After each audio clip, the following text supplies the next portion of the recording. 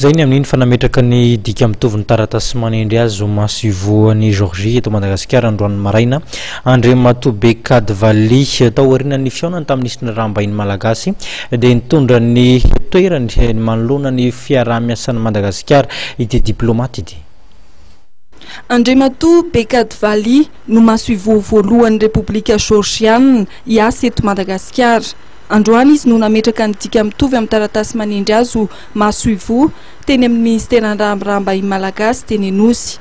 Taorian'ny fiaonany tamin'ny ministran'ny Raharaham-bahiny malagasy ramatoa Lalarsora Zafitrimo dia namelabelatra ny fiaraha-miasan'ny firenena tonta ity masoivohan'i Georgie ity. Our friendship with Madagascar and develop our relations friendly and partnership-like relations with people of Madagascar in every area possible, be it economy or culture or political dialogue, and we are looking forward to this process.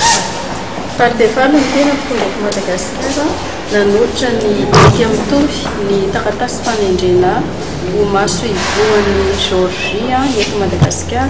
Izao zany izy no masoivoho voalohany an'ny Georgie izay voatendry hiasa eto Madagascar tsy mony eto izy moa zany izy ny voatendry eto Madagascar zany no masoivohon'i Georgie dia tonga ihany koa zany anamafy ny fiaraha-miasa eo amin'ny lafiny ara-kolotsaina, lafiny ara-politika eo amin'ny firenena anankiroa. Raha mpisy maraina andriamato Beka Dvali no anomen'ny filohan'ny Republika Malagasy Hery Rajaonarymampianina ny taratasy manendry azy ho masoivoho miasa eto Madagasikara.